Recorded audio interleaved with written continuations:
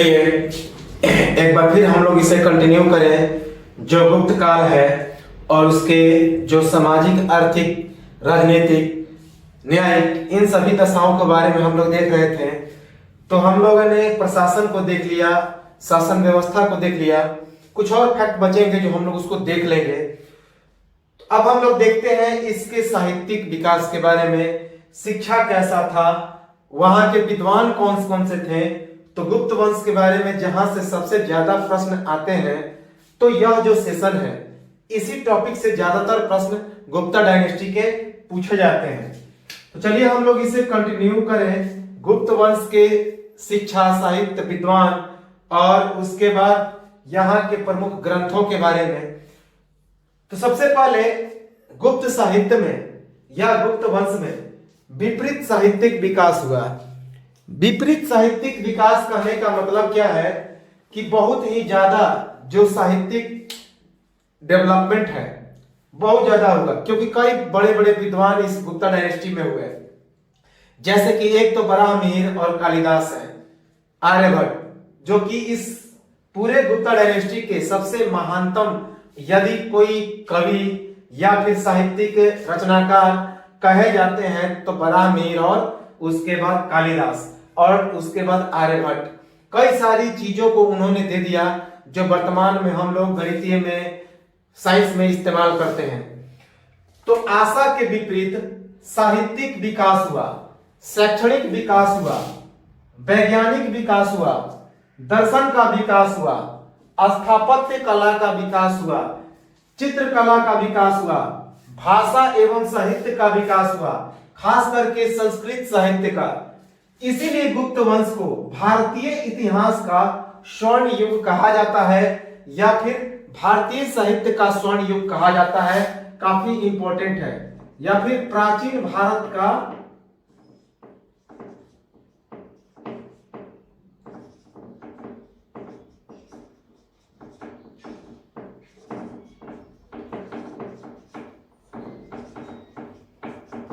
या फिर प्राचीन भारतीय इतिहास का जो साहित्यिक युग है उसका स्वर्णिम युग कहा जाता है इस गुप्ता डायनेस्टी को। तो काफी आशा के विपरीत शैक्षणिक विकास हुआ, साहित्यिक विकास हुआ, वैज्ञानिक विकास हुआ, दर्शन विकास हुआ, स्थापत्य कला में विकास हुआ, चित्रकला का विकास हुआ, भाषा और साहित्य में विकास हुआ, खास करके संस्कृत, जिसमें कालिदास संस्कृत के महान नाटककार हुए थे जिन्हें भारत का शेक्सपियर भी कहा जाता है। ये चीजें हम लोग पढ़ चुके हैं। इसलिए गुप्ता डायनेस्टी को प्राचीन भारतीय इतिहास का स्वर्णिम युग, गोल्डन एज, या फिर प्राचीन भारतीय इतिहास के साहित्य का स्वर्ण युग कहा जाता है। नारद, पराशर, कात्यायन और बृहस्पति के द्वारा काफी सारे स्मृति साहित्यों की भी रचना हुई। स्मृति साहित्य, लेकिन यदि पूछा जाए कि सबसे प्राचीनतम स्मृति कौन है, तो मौर्य काल में रचा गया मनुस्मृति, और यह सबसे बड़ा स्मृति भी है।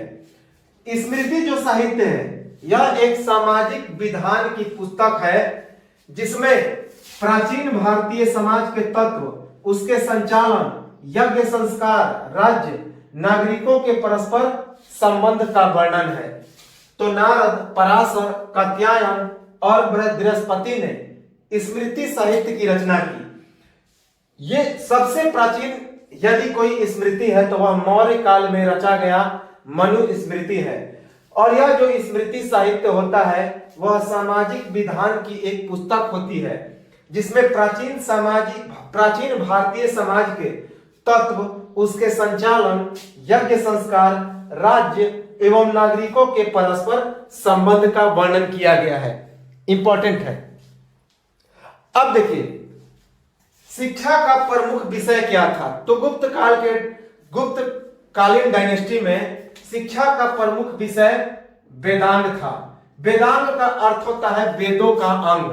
तो वेदों के अंग को वेदांग कहा जाता है, और यही शिक्षा का प्रमुख विषय था, जिसमें शिक्षा, कल्प, व्याकरण, निरुक्त, छंद और ज्योतिष की चर्चा की गई है। तो इस वेदांग में शिक्षा, कल्प, व्याकरण, निरुक्त, छंद और ज्योतिष की चर्चा की गई है। अब हम लोग देखते हैं इस गुप्त वंश के प्रमुख विद्वान, साहित्य या शिक्षा, जहां से भर भर के प्रश्न आते रहते हैं। तो प्रमुख विद्वान कौन थे, साहित्यिक क्या क्या विकास हुआ, शिक्षा का केंद्र क्या था, ये गुप्ता डायनेस्टी में हम लोग देखें। तो सबसे पहले भास नामक यहाँ पे साहित्यकार ने स्वप्ना वासदत्त नामक पुस्तक की रचना की। तो पूछा जाता है इनसे कि भास ने किस पुस्तक की रचना की, तो स्वप्ना वासदत्त। और भास ने 17 नाटकों की भी रचना की। तो भास ने स्वप्ना वासदत्त नामक एक पुस्तक की रचना की, साथ ही साथ 17 नाटकों की भी रचना की। उसके बाद शूद्रक के बारे में कई बार पूछा गया है कि इसकी सबसे महत्वपूर्ण पुस्तक है मृच्छकटिकम। तो मृच्छकटिकम नामक पुस्तक की रचना किसने की, शूद्रक ने। याद रखेंगे यह जो मृच्छकटिकम है, तो मृच्छकटिकम यह एक राजनीतिक नाटक है। याद रखेंगे यह एक राजनीतिक नाटक है जिसमें चारुदत्त नामक ब्राह्मण और बसंत सेना की कहानी है। तो मृच्छकटिकम में जो कि एक राजनीतिक नाटक है, इसमें चारुदत्त नामक ब्राह्मण और बसंत सेना की कहानी है।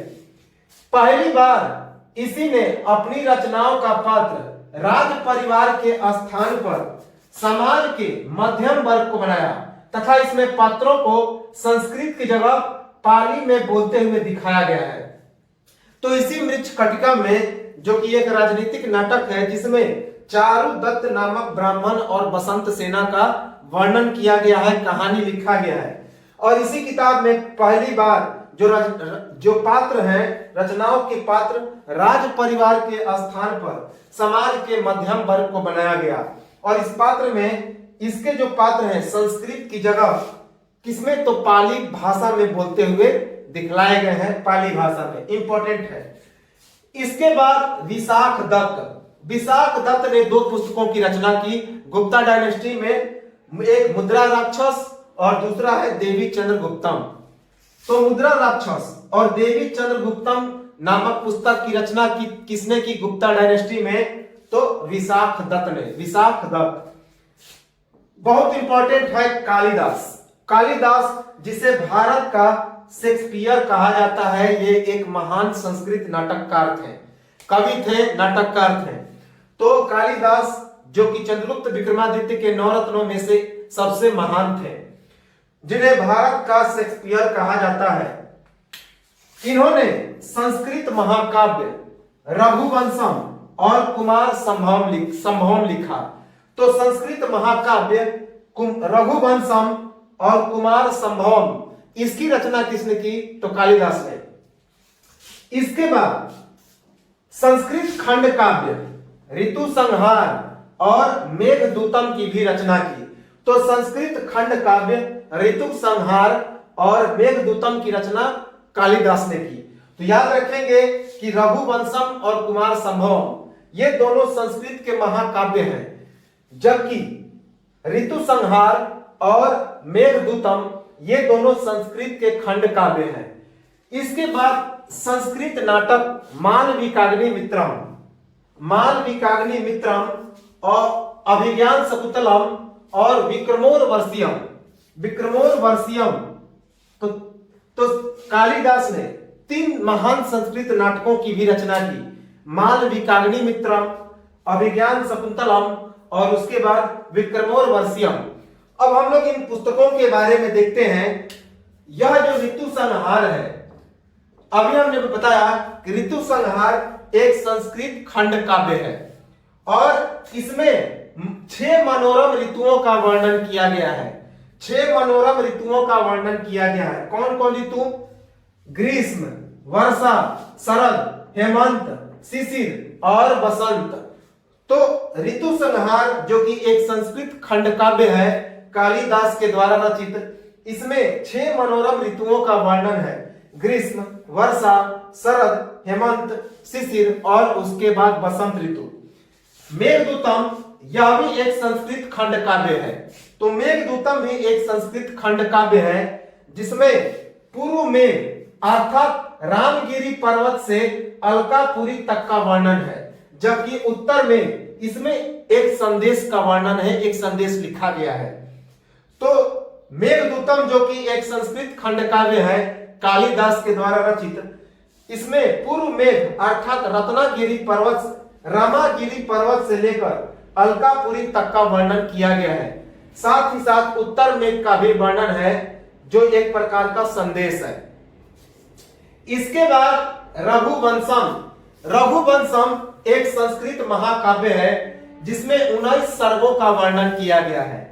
तो रघुवंशम एक संस्कृत महाकाव्य है जिसमें 19 सर्गों का वर्णन किया गया है। और उसके बाद दिलीप से अग्निवर्षा तक का वर्णन है। तो इसमें दिलीप से अग्निवर्षा तक का वर्णन है। इसके बाद मालविकाग्नि मित्रम, अभी हमने बताया कि यह एक संस्कृत नाटक है। और इस पुस्तक में अग्निमित्र पुष्यमित्र वंश का महान प्रतापी शासक था पुष्यमित्र शुंग। तो पुष्यमित्र शुंग का एक और नाम था अग्निमित्र। तो अग्निमित्र तथा मालविका की प्रेम कहानी का वर्णन है। तो याद रखेंगे अग्निमित्र और मालविका की प्रेम कहानी का वर्णन किसमें है? तो मालविकाग्निमित्र। और यह जो अग्निमित्र कौन था? तो शुंग वंश का सबसे प्रतापी शासक पुष्यमित्र शुंग, उसी का नाम था क्या?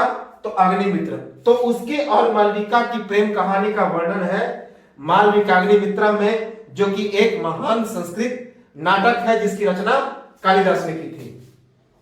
इसके बाद विक्रमोर्वशीयम, यह भी एक संस्कृत नाटक है। तो यह भी एक संस्कृत नाटक है जिसमें पुरुरवा और उर्वशी की प्रेम कहानी है। तो विक्रमोर्वशीयम में पुरुरवा जिससे विक्रम और उर्वशी की प्रेम कहानी का वर्णन है। अभिज्ञान शकुंतलम यह भी एक संस्कृत नाटक है। कितने अंकों का? तो 73 अंकों का। तो याद रखेंगे कि जो अभिज्ञान शकुंतलम है वह 73 अंकों का एक संस्कृत नाटक है, याद रखेंगे। इस अभिज्ञान शकुंतलम में हस्तिनापुर के राजा दुष्यंत और रुष्य ऋषि की पालिता पुत्री उर्वशी की संयोग और वियोग की कहानी है। तो अभिज्ञान शकुंतलम जो कि एक महान संस्कृत नाटक है, यह 73 अंकों का एक नाटक है जिसमें हस्तिनापुर के राजा दुष्यंत और रुष्य ऋषि की पालिता पुत्री उर्वशी की संयोग और वियोग अर्थात मिलना और बिछड़ना, इसी की कहानी का वर्णन है अभिज्ञान शकुंतलम में। इसके बाद महान आर्यभट्ट जो थे, जो एक महान गणितज्ञ थे। आर्यभट्ट कौन थे? तो महान गणितज्ञ थे गुप्ता डायनेस्टी में। इन्होंने गणित को ज्योतिष से अलग करके उसे स्वतंत्र बना दिया। तो आर्यभट्ट ने गणित को ज्योतिष से अलग करके उसे पूरी तरह से स्वतंत्र बना दिया। उसके बाद पृथ्वी गोल है और अपने धुरी पर घूमती है, इस सिद्धांत का भी प्रतिपादन किसने किया? तो आर्यभट्ट ने। कई बार एग्जाम में यह पूछा जा चुका है। तो पृथ्वी गोल है और यह अपने धुरी पर या अर्थात अपने अक्ष पर चक्कर लगाता है, यह भी बताया आर्यभट्ट ने। ज्या अर्थात गणितीय साइन का सूत्र SIN जिसे साइन कहते हैं, ज्या, उसका भी सूत्र दिया किसने? तो आर्यभट्ट ने।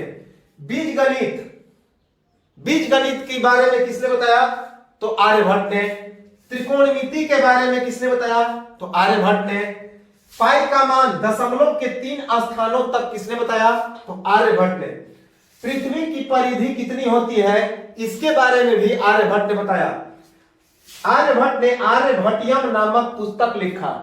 तो आर्यभट्ट ने एक महान पुस्तक आर्यभट्टियम लिखा, जिसमें इस पुस्तक में सूर्य ग्रहण, चंद्र ग्रहण, दिन और रात का होना, एक बरस में 365 दिन, 2 घंटा और 58 मिनट का होना, वर्गमूल, शून्य की खोज, अंकों का स्थानीय मान, दशमलव पद्धति, सूर्य सिद्धांत अर्थात सभी ग्रहों के केंद्र में कौन है? तो सूर्य है। इस सभी सिद्धांतों का व्याख्या किया आर्यभट्ट ने। तो यहां से प्रश्न कई बार पूछे जाते हैं। तो आर्यभट्ट जो कि एक महान गणितज्ञ थे गुप्ता डायनेस्टी में, तो उन्होंने गणित को ज्योतिष से अलग करके गणित को स्वतंत्र बना दिया। पृथ्वी गोल है और अपने धुरी पर घूमती है, अर्थात अक्ष पर घूमती है, इसका बारे में भी बताया आर्यभट्ट ने।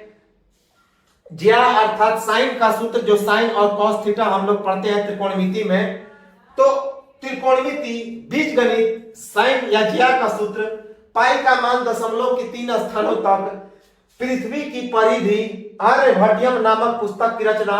और आर्यभट्टियम नामक पुस्तक में सूर्य ग्रहण, चंद्र ग्रहण, दिन और रात का होना, एक बरस में 365 दिन, 2 घंटा और 58 मिनट का होना, वर्गमूल, शून्य की खोज।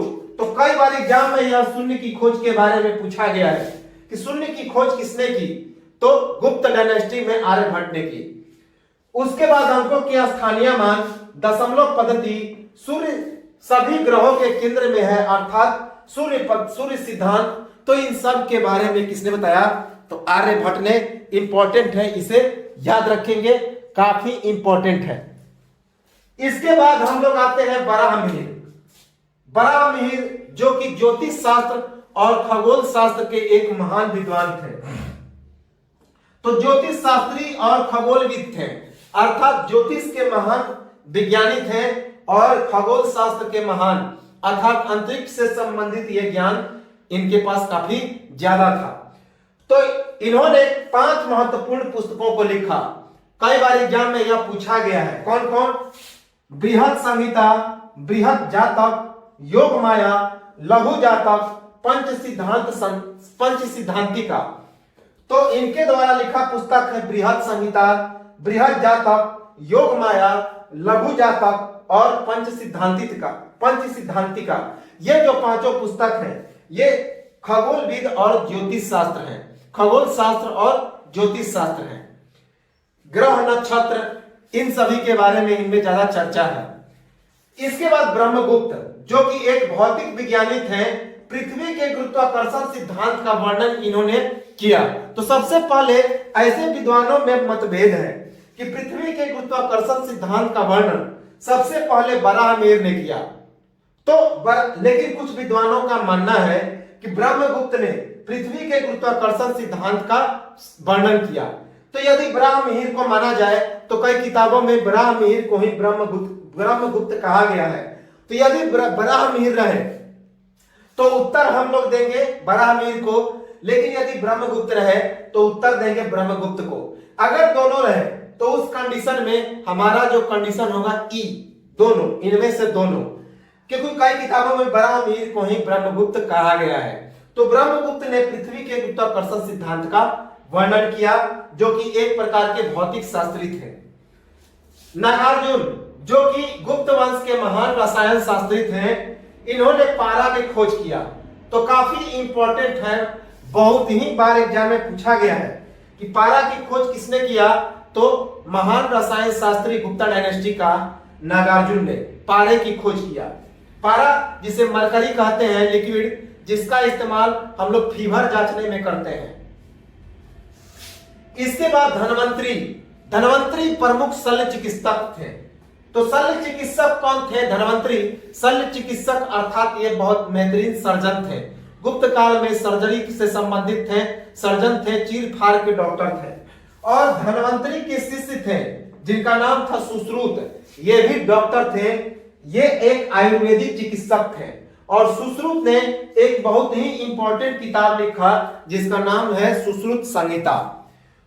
तो धनवंतरी जो कि इस गुप्त वंश के प्रमुख शल्य चिकित्सक थे, इन्होंने, और धनवंतरी के शिष्य थे सुश्रुत, जिन्होंने, जो एक प्रमुख आयुर्वेदिक चिकित्सक थे, आयुर्वेदाचार्य थे, और इन्होंने एक महत्वपूर्ण पुस्तक सुश्रुत संहिता की रचना की। इसके बाद वाण्य ने अष्टांग हृदय और नवनीत कम नामक पुस्तक की रचना की। तो कई बार एग्जाम में पूछा गया है वाण्य के द्वारा लिखित पुस्तक कौन है, तो अष्टांग हृदय और नवनीत कम। इसके बाद शालिहोत्रा, तो शालिहोत्रा ने अश्वशास्त्र नामक पुस्तक की रचना की। अश्वशास्त्र जो कि घोड़े की एक चिकित्सा विज्ञान है। तो शालिहोत्र ने अश्वशास्त्र नामक पुस्तक की रचना की, जो कि घोड़े से संबंधित एक चिकित्सा विज्ञान है। उसके बाद पालकाय। पालकाय पालकाय ने हस्तायुर्वेद नामक पुस्तक की रचना की, जो कि हाथी की चिकित्सा विज्ञान से संबंधित एक पुस्तक है। हस्तायुर्वेद, हाथी की चिकित्सा विज्ञान। इसके बाद चरक एक महान भौतिक शास्त्री थे। इन्होंने चरक संहिता नामक एक पुस्तक लिखा। तो चरक एक महान भौतिक शास्त्री थे जिन्होंने चरक संहिता नामक एक पुस्तक लिखा। इसके बाद कात्यायन ने कामसूत्र नामक पुस्तक लिखा। तो कात्यायन ने क्या लिखा? तो कामसूत्र नामक पुस्तक लिखा। इसके बाद ईश्वर कृष्ण ने सांख्यिक कारिका। तो ईश्वर कृष्ण ने सांख्यिक कारिका नामक पुस्तक लिखा, जिसमें सांख्यिकी विज्ञान का वर्णन है। सांख्यिकी विज्ञान याद रखेंगे। उसके बाद विष्णु शर्मा, ये काफी इंपॉर्टेंट है, यह भी एग्जाम में कई बार आया है। विष्णु शर्मा की रचित पुस्तक है पंचतंत्र, जिसमें कई सारी शिक्षाप्रद कहानियों का वर्णन जानवरों के माध्यम से बताया गया है। तो यह जो पंचतंत्र है, इसमें 5 नियमों का वर्णन किया गया है पंचतंत्र में। कौन कौन? इसके 5 भाग हैं। मित्र भेद, मित्र लाभ, संधि विग्रहण, लब्ध प्रमाण और उसके बाद अपरिकाक्षकारित्व। तो पंचतंत्र जिसकी रचना विष्णु शर्मा ने की गुप्त वंश में, इसके 5 भाग हैं। मित्र भेद, मित्र लाभ, संधि विग्रहण, उसके बाद लब्ध प्रणाश और अपरिकाक्षकारित्व इंपॉर्टेंट है। इस समय गुप्त काल में जो शिक्षा का प्रमुख केंद्र था, कौन कौन? तो नालंदा, सबसे इंपॉर्टेंट कुमारगुप्त के द्वारा बनाया गया नालंदा विश्वविद्यालय, हम लोग इसको देखेंगे अभी, नालंदा विश्वविद्यालय में। इसके बाद तक्षशिला, जो कि वर्तमान में अभी पाकिस्तान में है। उज्जैन, कन्नौज, कांची, वल्लभी। तो इस समय शिक्षा के प्रमुख केंद्र थे नालंदा, तक्षशिला, उज्जैन, कन्नौज, कांची और उसके बाद वल्लभी। नैतिक ज्ञान का पता इलाहाबाद अभिलेख और पंचतंत्र से। तो गुप्त काल में नैतिक ज्ञान का पता किससे लगता है? तो इलाहाबाद अभिलेख और विष्णु शर्मा के द्वारा रचित पंचतंत्र से। इसके बाद पाली, प्राकृत तथा तमिल भाषा में एक साथ वृद्धि। तो गुप्त काल में पाली, प्राकृत और तमिल भाषा में एक साथ विकास हुआ। रामायण तथा महाभारत का तमिल भाषा में अनुवाद। तो गुप्त काल में रामायण और महाभारत का किस भाषा में अनुवाद किया गया? तो तमिल भाषा में। यह भी पूछा गया है कि गुप्त काल में रामायण और महाभारत का अनुवाद किस भाषा में हुआ? तो तमिल भाषा में। इसके बाद गुप्त काल में बौद्ध साहित्य में दीपवंश और महावंश की रचना की गई। तो गुप्त काल में बौद्ध साहित्य में दीपवंश और महावंश की भी रचना की गई। ये चीजें भी हम लोग देख चुके हैं। अनुसिद्धांत की रचना, तो अनुसिद्धांत की रचना गुप्त काल में हुआ। तो गुप्त काल में अनुसिद्धांत की भी रचना हुई। इसके बाद अमर सिंह ने अमरकोश नामक पुस्तक लिखा। तो अमर सिंह ने अमरकोश नामक पुस्तक लिखा। इस पुस्तक में भूस्वामित्व के लिए निरी धर्म का उल्लेख किया गया है, जिसका अर्थ है भूमि दान ग्रहीता या सदा के लिए भूमि दान कर देना। तो अमर सिंह ने गुप्त काल में अमरकोश नामक पुस्तक लिखा, जिसमें इस समय के भूस्वामित्व के लिए निरी धर्म का उल्लेख किया गया है। अर्थात इस गुप्त काल में हमेशा के लिए भूमि दान दे दिया तथा भूमि दान का उल्लेख है कि गुप्त काल में भूमि दान देने की भी प्रथा थी। स्मृतिकार नारद के द्वारा दासता से मुक्ति के विधान का भी वर्णन है। तो नारद ने अपनी स्मृति में दासता से मुक्ति के विधान का वर्णन किया है, अर्थात कि किस प्रकार इस समय गुप्ता पीरियड में दास प्रथा प्रचलित था और उसके बाद इससे किस प्रकार मुक्ति लिया जाता था। तो इसके कानून का वर्णन है किस पुस्तक में? तो इस नारद के द्वारा लिखा गया स्मृति में। इसके बाद कालिदास के मेघदूतम में उज्जैन के महाकाल मंदिर में देवदासी रखे जाने का उल्लेख है। तो कालिदास का जो मेघदूतम था, तो उसमें उज्जैन के महाकाल मंदिर में देवदासी रखे जाने का उल्लेख है। तो इस किताब में लिखा गया है, क्या लिखा गया है कि उज्जैन के महाकाल मंदिर में देवदासी रखा जाता था। याद रखेंगे, दिया जलाने के लिए, घंटी बजाने के लिए उज्जैन के महाकाल मंदिर में देवदासी को रखा जाता था, जो महिलाएं होती थी। कालिदास के अभिज्ञान शकुंतलम में पर्दा प्रथा को सूचित करने के लिए अवगुंठम शब्द का प्रयोग किया गया। तो कालिदास के अभिज्ञान शकुंतलम में क्या बताया गया है कि गुप्त काल में पर्दा प्रथा प्रचलित था, और इस किताब में पर्दा प्रथा को अवगुंठम शब्द कहा गया है। अवगुंठम याद रखेंगे, जिसका मतलब होता है पर्दा प्रथा। किस किताब में लिखा गया है? तो कालिदास के अभिज्ञान शकुंतलम में। याज्ञवल्क्य की स्मृति में कायस्थों का सर्वप्रथम वर्णन। तो गुप्त काल के जो याज्ञवल्क्य की स्मृति है उसमें कायस्थों का सबसे पहले वर्णन किया गया। कायस्थ अर्थात जो लिपिक होते थे, जो लिखने का काम करते थे। तो यह याज्ञवल्क्य की स्मृति में कायस्थों का सबसे पहले वर्णन किया गया। ओसनम स्मृति में जाति के रूप में कायस्थों का वर्णन किया गया। तो ओसनम स्मृति में भी कायस्थों का वर्णन एक जाति के रूप में किया गया है गुप्ता डायनेस्टी में। इसके बाद अमर सिंह के द्वारा रचित अमरकोश में कृषि के संदर्भ में व्यापक सूचनाएं प्राप्त होती है। तो अमर सिंह ने जो अमरकोश नामक पुस्तक लिखा था, तो उसमें कृषि के संदर्भ में व्यापक सूचनाएं प्राप्त होती है। प्राचीन भारतीय इतिहास में गुप्त काल का वह महत्व है जो यूनान के इतिहास में पेरिप्लियन युग का। यह बात किसने कहा? तो बर्नेट ने। तो बर्नेट ने क्या कहा कि प्राचीन भारतीय इतिहास में गुप्त काल का वही महत्व है जो यूनान के इतिहास में पेरिप्लियन युग का है। यह बात कहा बर्नेट ने। श्रेष्ठ कवियों का काल एवं संस्कृत साहित्य का स्वर्ण युग, क्लासिकल युग। तो गुप्त काल को क्या क्या कहा गया है? श्रेष्ठ कवियों का काल, उसके बाद संस्कृत साहित्य का गोल्डन युग, स्वर्णिम युग, क्लासिकल युग, ये सब कहा गया है गुप्ता डायनेस्टी के बारे में। इसके बाद बराहमिहिर का जो पंच सिद्धांतिका है उसमें 5 सिद्धांतों का वर्णन किया गया है। तो बराहमिहिर के पंच सिद्धांतिका में 5 सिद्धांतों का वर्णन है। कौन कौन? पोलिस सिद्धांत, उसके बाद रोमक सिद्धांत, वशिष्ठ सिद्धांत, सूर्य सिद्धांत और पितामह सिद्धांत। तो बराहमिहिर के पंच सिद्धांतिका में 5 सिद्धांतों का वर्णन है। पोलिस सिद्धांत, रोमक सिद्धांत, वशिष्ठ सिद्धांत, सूर्य सिद्धांत और पितामह सिद्धांत। साथ ही साथ बीजक नामक संस्कार का भी वर्णन है। साथ ही साथ पंच सिद्धांतिका में बीजक नामक एक संस्कार का भी वर्णन किया गया है।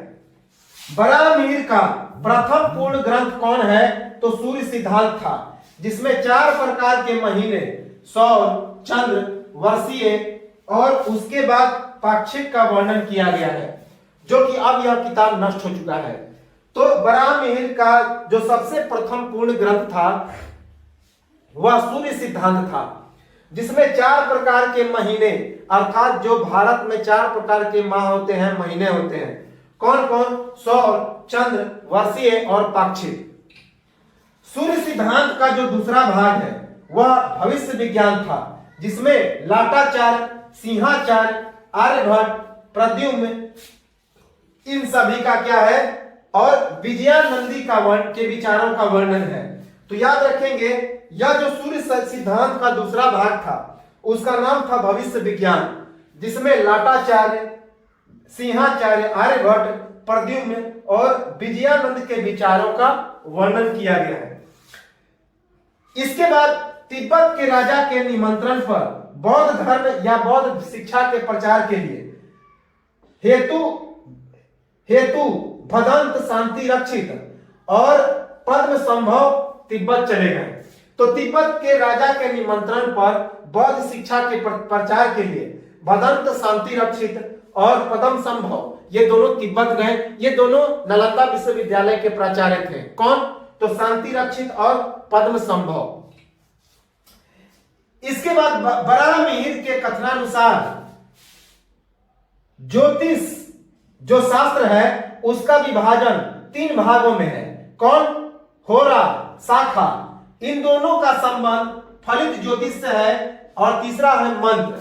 तो याद रखेंगे बराहमिहिर ने क्या कहा कि ज्योतिष शास्त्र का संबंध 3 भागों में है। ज्योतिष शास्त्र 3 भागों में बटा हुआ है। कौन कौन? होरा, शाखा और मंत्र में। जिसमें होरा और शाखा में फलित ज्योतिष का वर्णन है, फलित ज्योतिष का वर्णन है, और मंत्र में मंत्रोच्चारण का वर्णन है। पंच सिद्धांतिका में एक अंश का मान 50.32 सेकंड बताया गया है। तो पंच सिद्धांतिका में एक अंश, 1 डिग्री का मान 50.32 सेकंड बताया गया है। नालंदा विश्वविद्यालय के प्राचार्य कौन कौन थे?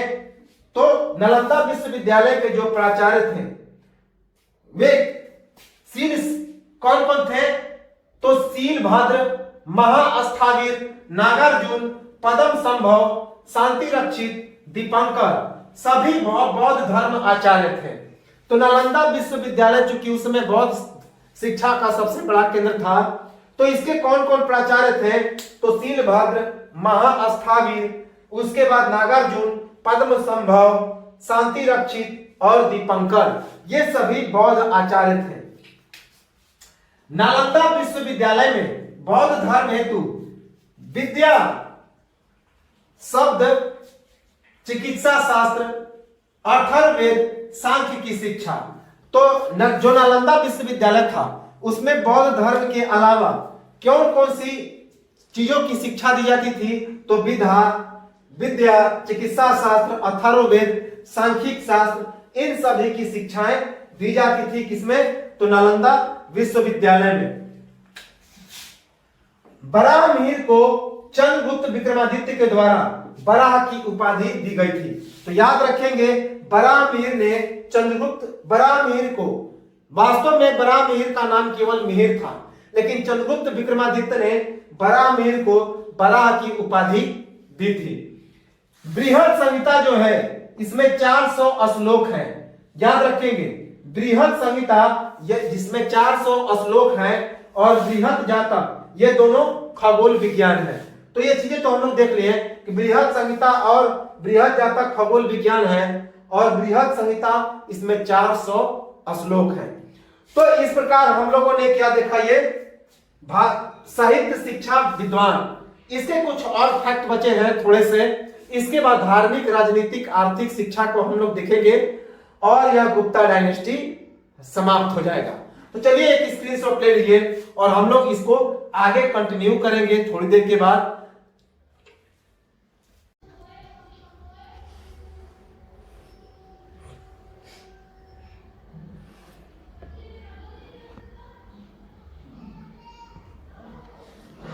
चलिए एक बार फिर से हम लोग इसे कंटिन्यू करें गुप्ता डायनेस्टी को। तो नालंदा विश्वविद्यालय में अध्ययनरत छात्र जावा, चीन, तिब्बत, श्रीलंका और फिर दक्षिण कोरिया जैसे विदेशों से भी आते थे। तो जो गुप्ता डायनेस्टी में जो नालंदा विश्वविद्यालय था, तो वहां पे छात्र कहां से आते थे पढ़ने के लिए? तो जावा, चीन, तिब्बत, श्रीलंका और दक्षिण कोरिया के ये सभी बौद्ध शिक्षा प्राप्त करने के लिए आते थे। कालक्रम में नालंदा विश्वविद्यालय में एक महाविहार की भी स्थापना हुई और इसके बाद इसका नाम नालंदा महाविहार पड़ गया। तो बाद में नालंदा विश्वविद्यालय में एक महाविहार की भी स्थापना हुई। महाविहार का मतलब होता है जहां पे बौद्ध जो विद्यार्थी आते हैं, बौद्ध जो अनुयायी आते हैं, ठहरते हैं, तो इसी कारण उसका नाम नालंदा महाविहार भी पड़ गया। 470 ईस्वी में नरसिंह बालादित्य के द्वारा नालंदा विश्वविद्यालय में भगवान बुद्ध की 80 फीट की एक प्रतिमा का निर्माण किया गया, जो किस चीज का था? तो तांबे की प्रतिमा थी। यह बात किसने बताया? तो ह्वेनसांग ने। ह्वेनसांग ने क्या बताया कि 470 ईस्वी में नरसिंह बालादित्य ने नालंदा विश्वविद्यालय में तांबे की एक 80 फीट की भगवान बुद्ध की प्रतिमा बनाई। ह्वेनसांग ने बताया था। ये चीजें हम लोग पढ़ चुके हैं। नालंदा विश्वविद्यालय के प्रख्यात अध्यापक कौन कौन से थे? तो नालंदा विश्वविद्यालय के प्रख्यात अध्यापक थे शीलभद्र, धर्मपाल, चंद्रपाल, गणमती, स्थिरमती, प्रभामित्र, जिनमित्र, दिक्नाग, ज्ञानचंद्र, नागार्जुन, वसुबंधु और असंगा। तो नालंदा विश्वविद्यालय के अध्यापक कौन कौन से थे जो प्रख्यात थे? शीलभद्र, धर्मपाल, चंद्रपाल, गणमती, स्थिरमती, प्रभामित्र, जिनमित्र, दिक्नाग, ज्ञानचंद्र, नागार्जुन, वसुबंधु और असंग। 7वीं शताब्दी में वेनसांग जो कि एक चीनी यात्री था, तो उसके आगमन के समय नालंदा विश्वविद्यालय में 8500 छात्र थे, जबकि 1500 अध्यापक थे। 8 शालाएं थी, अर्थात 8 जो थे वे क्या थे? शालाएं होती थी, कमरे होते थे, जिसमें 300 विद्यार्थियों के रहने का कमरा था, पढ़ने का कमरा था, और एक सुंदर तरण ताल था स्नान करने के लिए, तालाब था नहाने के लिए। तो जब 7वीं शताब्दी में वेनसांग जो कि एक चीनी यात्री था भारत आया, तो उसके आगमन के समय नालंदा विश्वविद्यालय में 8500 विद्यार्थी पढ़ते थे, 1500 अध्यापक थे, 8 शालाएं थी, 300 कमरे थे और एक विद्यार्थियों के स्नान करने के लिए एक सुंदर तरण ताल या फिर तालाब भी था। 12वीं शताब्दी में बख्तियार खिलजी के द्वारा इसको नष्ट कर दिया गया। तो नालंदा विश्वविद्यालय को नष्ट किसने किया? तो बख्तियार खिलजी ने, जो कि मोहम्मद गोरी का एक सेनापति था। ये चीजें हम लोग पढ़ ही चुके हैं। तो उसी ने इस नालंदा विश्वविद्यालय को ध्वस्त किया। कब? 12वीं शताब्दी में। इंपॉर्टेंट है। अब हम लोग देखते हैं गुप्त वंश के सामाजिक स्थिति, सांस्कृतिक स्थिति, न्यायिक स्थिति, धार्मिक और इकोनॉमिकल कंडीशन कैसा था। तो सोशल, कल्चरल, उसके बाद न्यायिक, जुडिशियल, धार्मिक, रिलीजियस, और उसके बाद जो इकोनॉमिकल कंडीशन है, आर्थिक, सामाजिक, न्यायिक, सांस्कृतिक, इन सभी को हम लोग देखें कि गुप्ता डायनेस्टी में कैसा था। तो गुप्तकालीन समाज का विभाजन 4 वर्गों में था। तो गुप्त काल में समाज 4 वर्गों में विभाजित था: क्षत्रिय, ब्राह्मण, वैश्य और शूद्र। तो गुप्ता डायनेस्टी में जो समाज था वह 4 वर्गों में बटा था: ब्राह्मण, उसके बाद क्षत्रिय, वैश्य और शूद्र। कौटिल्य के द्वारा अपनी पुस्तक अर्थशास्त्र में तथा वराहमिहिर के द्वारा अपनी पुस्तक बृहद संहिता में चारों वर्णों के लिए अलग अलग बस्तियों का उल्लेख किया गया है।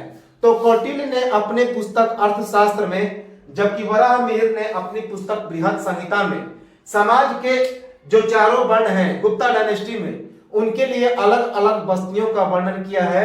उन्होंने अपनी अपनी पुस्तकों में लिखा है कि ये जो सब चारों वर्ण थे वे अलग अलग जो है समुदाय में रहते थे, अलग अलग बस्तियों में रहते थे, एक बस्ती में ये चारों नहीं रहते थे।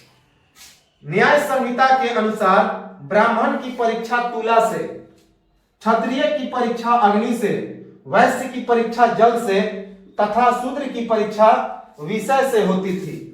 तो न्याय संहिता में लिखा गया है कि गुप्ता डायनेस्टी में ब्राह्मण की परीक्षा तुला से होती थी, जबकि क्षत्रिय की परीक्षा अग्नि से होती थी, वैश्य की परीक्षा जल से होती थी, जबकि शूद्र की परीक्षा विषय, किसी विषय, किसी टॉपिक पे होती थी, विषय पे। अर्थात ब्राह्मणों को कड़ी सजा देने का प्रावधान था। गुप्त काल ब्राह्मण धर्म एवं हिंदू धर्म के पुनरुत्थान का समय था। गुप्त काल में ही वैष्णव धर्म और शैव धर्म के बीच समन्वय स्थापित हुआ। यज्ञ का स्थान किसने ले लिया?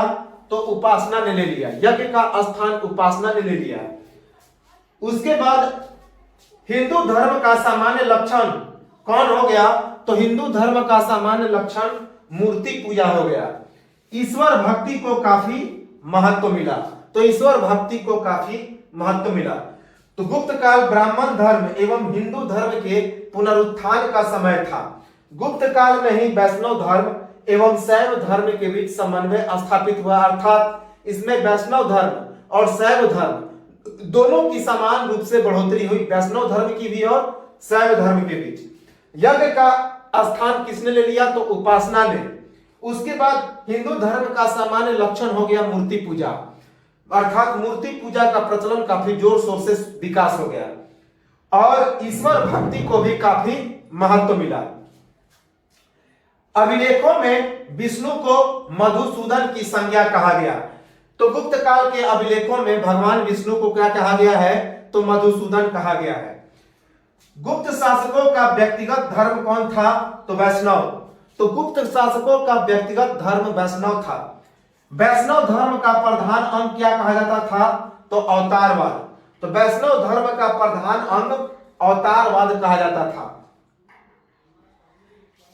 धार्मिक सहिष्णुता के कारण शैव धर्म का विकास भी गुप्त काल में है।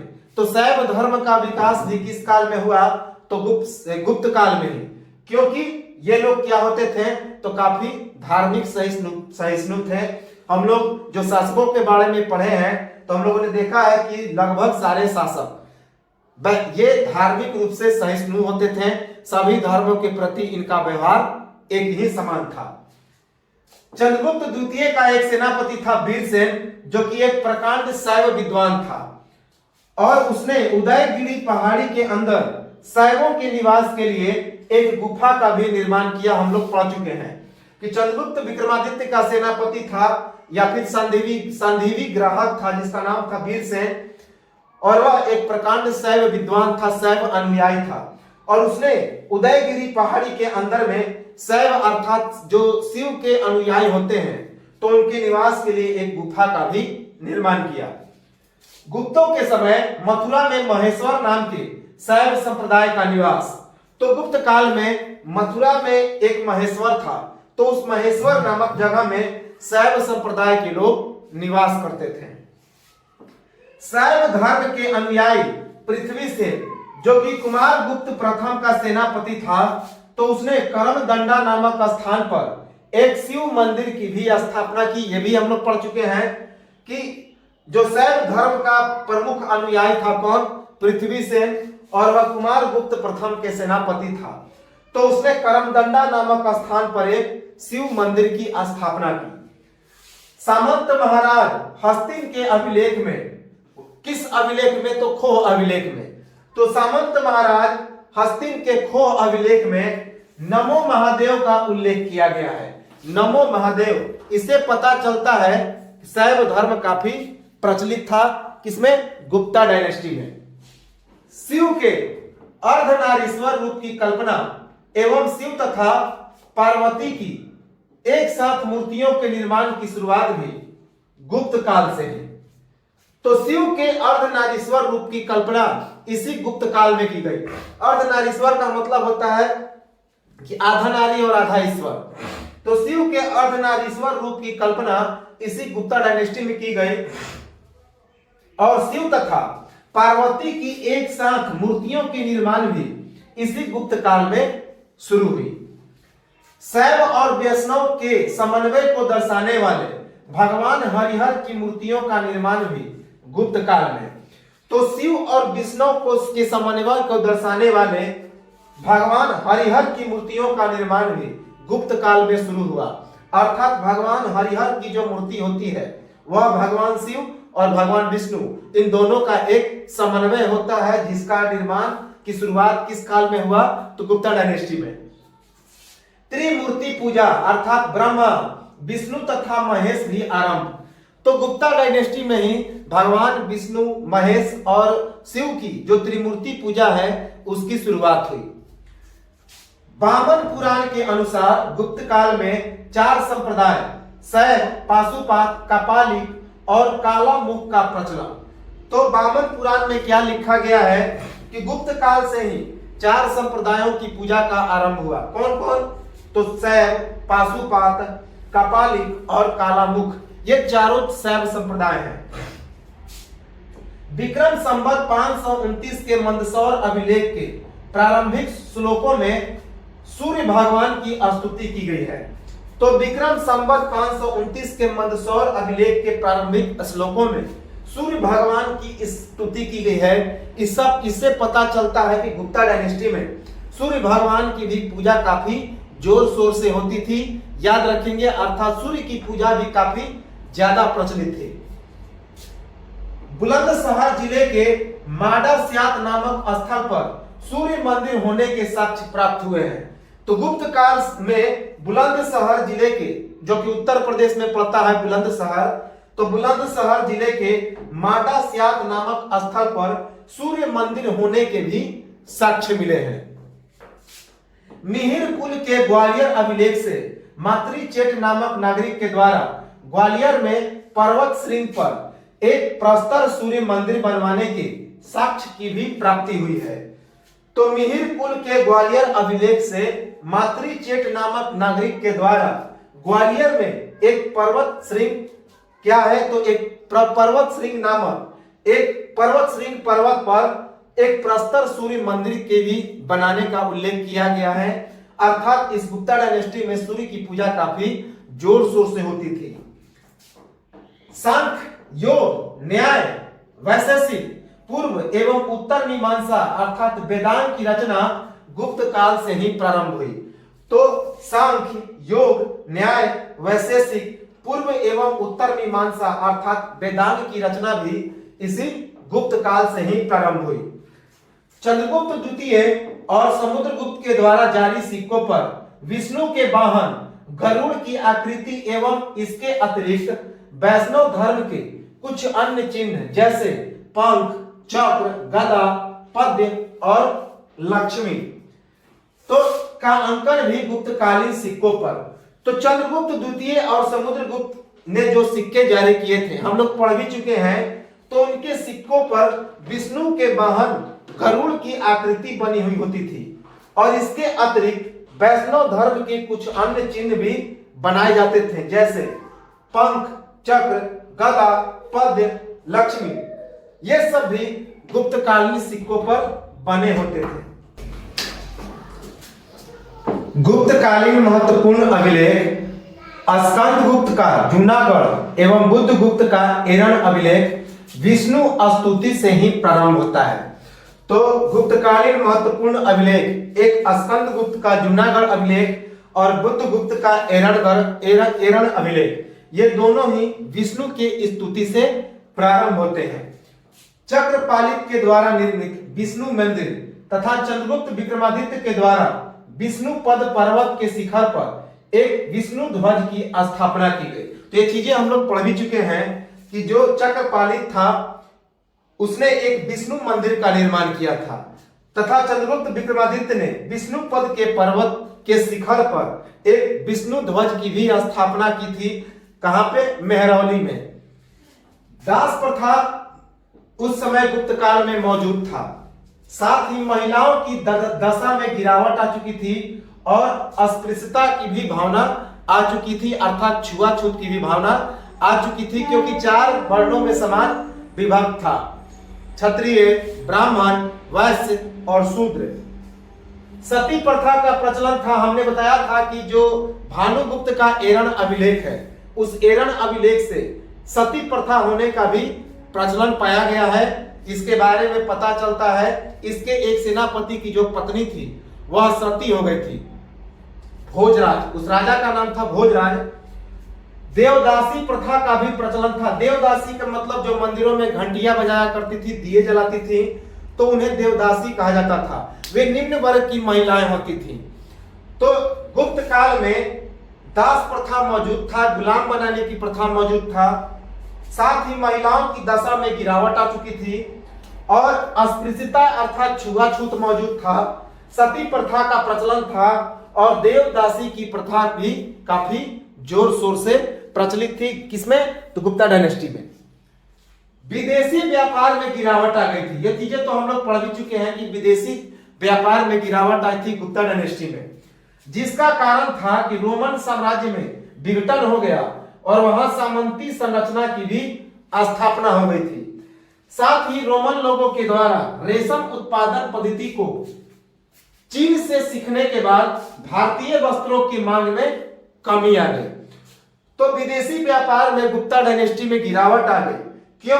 क्योंकि उस समय जो सामंती संरचना थी वह काफी स्थापित हो चुकी थी, सामंती व्यवस्था की शुरुआत हो चुकी थी गुप्ता डायनेस्टी में, और रोम जो था वह उस रोमन साम्राज्य का विघटन भी हो गया था। साथ ही साथ रोम के लोगों ने रेशम उत्पादन की पद्धति को कहां से सीखने की शुरुआत कर दी?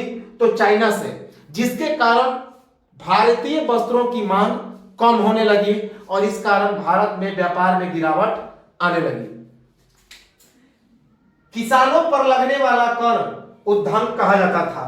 तो गुप्ता डायनेस्टी में किसानों पर जो टैक्स लगता था, कर लगता था, तो उसे उद्धांग कहा जाता था। उद्धांग इंपॉर्टेंट है। नारद जो कि एक स्मृतिकार थे, ये चीजें हम लोग पढ़ चुके हैं, नारद, पराशर, बृहस्पति। तो नारद के द्वारा भूमि का विभाजन 4 भागों में किया गया। पहला अर्धकील, जहां 1 बरस तक खेती नहीं की गई, तो 3 भागों में विभाजन किया गया नारद के द्वारा भूमि का विभाजन। पहला है अर्धकील, जहां पे 1 बरस तक खेती नहीं की जाती है, उसे अर्धखील कहा जाता है। उसके बाद खील, जहां पर 3 बरस तक खेती नहीं की जाती, और उसके बाद वन भूमि, जहां पर 5 बरस तक खेती नहीं की जाती। तो 3 भागों में विभाजन किया गया नारद ने अपने स्मृति में भूमि का विभाजन। अर्धखील, जहां पे 1 बरस से अधिक भूमि खेती नहीं की गई।